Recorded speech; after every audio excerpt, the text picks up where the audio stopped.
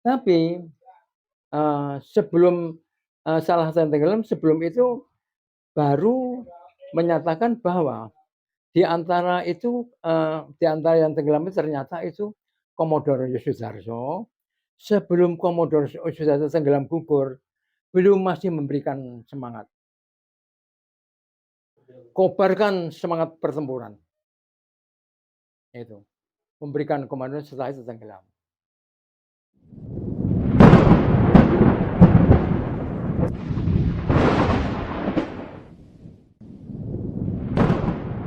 Silakan soal tenggelamnya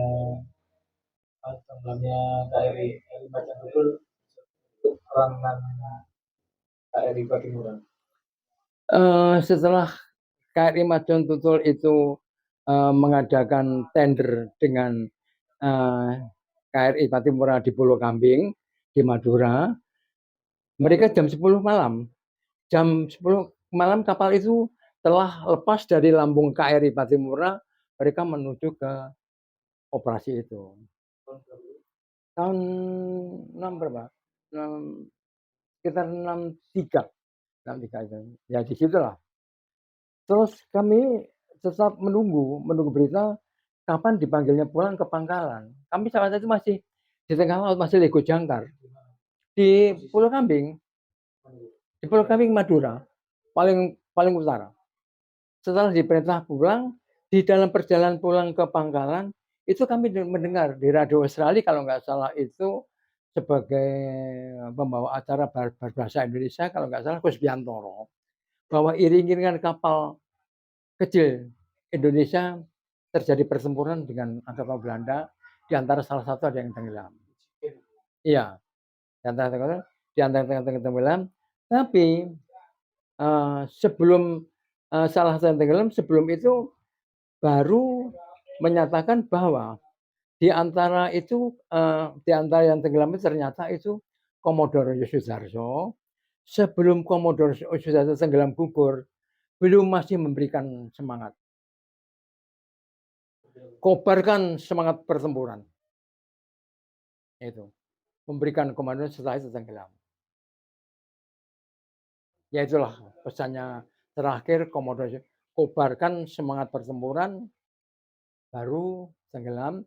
Terus kami menyusul kapal-kapal lainnya itu yang bersembunyi di Teluk Rate. Setelah kami susul, kapal-kapal itu ketemu sandar di lambung KRI Patimura. Kalau nggak salah kapal-kapal 3 kapal, 2 kapal itu, eee, Harimau dan Serigala kalau nggak salah itu. Saya lupa tapi di antaranya ada kapal-kapal torpedo yang sandar. Di antara kapal-kapal itu, haluannya sudah hitam semua karena habis bertempur melawan udara sambil melarikan diri. Karena diperintahkan kapal-kapal itu segera melarikan KRI Macan Tutul yang bertempur terakhir sebagai jibaku itu. Ketemuan di mana? Ya di anu, di mana tuh, di Auru. Iya, di Auru. Jadi ya pertemuan di Aru itu, justru itu pada tanggal 15, Januari, KRI tanggal tepat tenggelam di situ. Di anu, termasuk Indonesia, itu wilayah Indonesia Timur. Persisnya di mana? Antara antara perbatasan ini, apa itu, eee, Irian Barat. Itu termasuk wilayah kita. Karena pada waktu itu memang Belanda kan masih dikuasai, Irian Barat masih dikuasai Belanda. Sehingga Belanda leluasa mengadakan patroli di situ. Dianggap itu perairannya, eee, perairan mereka. Ya setelah itu kapal-kapal itu dianjurkan pulang ke pangkalan semua, justru itu angkatan laut membangun, apa itu, menyusun kekuatan untuk pendaratan ke Irian Barat itu, bersama TNI AU Angkatan Darat. Menyusun kekuatannya di Surabaya. Kenapa? Menyusun kekuatannya di Surabaya. Iya, menyusun kekuatan di Surabaya setelah, ini kan urusan, beliau-beliau ya, kita diperintahkan untuk mengawal pendaratannya pasukan marinir yang di atas LSD itu infanteri dan pasukan tank untuk perebutan ini. Dan kapal-kapal kecil ada dilengkapi dengan kapal-kapal torpedo yang dari Rusia itu sudah dipersiapkan di Bitung. Jadi kapal-kapal kecil, kapal torpedo nanti itu apabila terjadi betul-betul perang, itu dipersiapkan untuk jibaku. Mereka masih baru lulus semua, Mas. Iya, mereka masih muda-muda semua, belum ada yang keluarga. Bahkan komandan-komandan mereka perwira-perwira remaja yang lulus dari akademi. Jadi jarang yang berkeluarga. Jibaku apa maksudnya? Ya jibaku apabila mereka itu di kapal-kapal kecil, kapal-kapal torpedo itu apabila nanti dalam penyerangan, mereka bisa dengan kapal-kapal yang kecil, kapal-kapal torpedo itu dengan kecepatan tinggi, dia sambil meluncurkan ke torpedo apabila yang kepergok, baru mereka melakukan torpedo sambil kalau sempat belok ya belok, enggak mungkin ditabrak ke. Sudah mulai. Jadi pada waktu Trikora, di mana Presiden Soekarno itu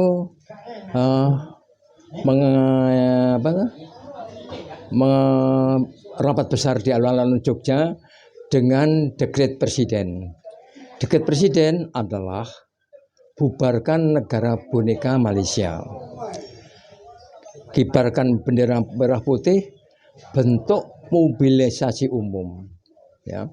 Setelah terjadinya itu, banyak para pemuda-pemuda sukarelawan dari guru itu yang mendaftarkan untuk menjadi sukarelawan untuk merebut Irian Barat.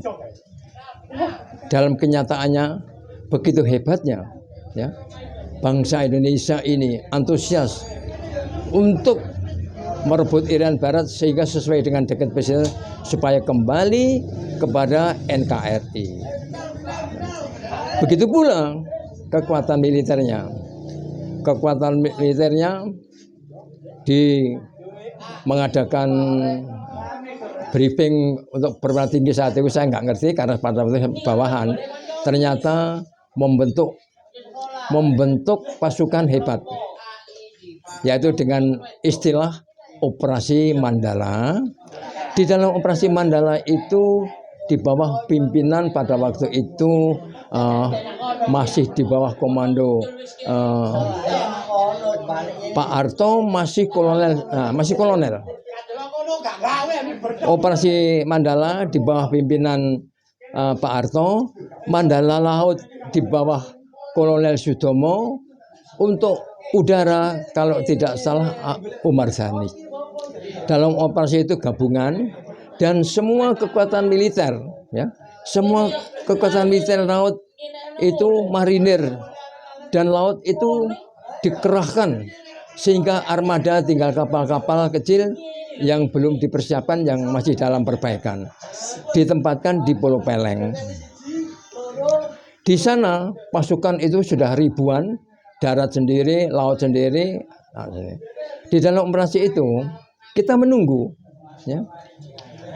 Pasukan ini menunggu di mana pemerintah telah mengadakan perjanjian dengan Belanda di New York. Di dalam perjanjian itu kita sambil menunggu apabila terjadi dalam perjanjian itu gagal, langsung kita mengadakan serangan hebat.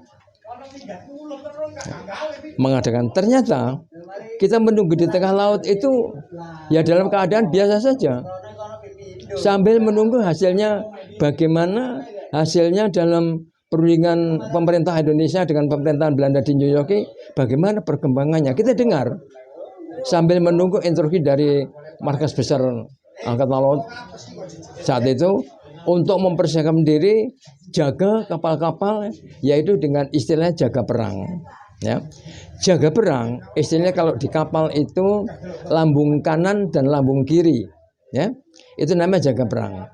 Di samping itu sambil mendengarkan situasi pemerintahan, apabila saya ulangi sekali lagi, dalam rundingan di New York itu pemerintahan Indonesia antara pemerintah dan Belanda itu bersikukuh dan Belanda tetap mempertahankan Irian Barat, maka dengan komando di bawah KRI Matotuli Saat itu kapal komando itu di KRI Mutatuli, ya, memerintahkan pasukannya bergerak dengan kapal-kapal tempur yang akan siap mengadakan penyerbuan.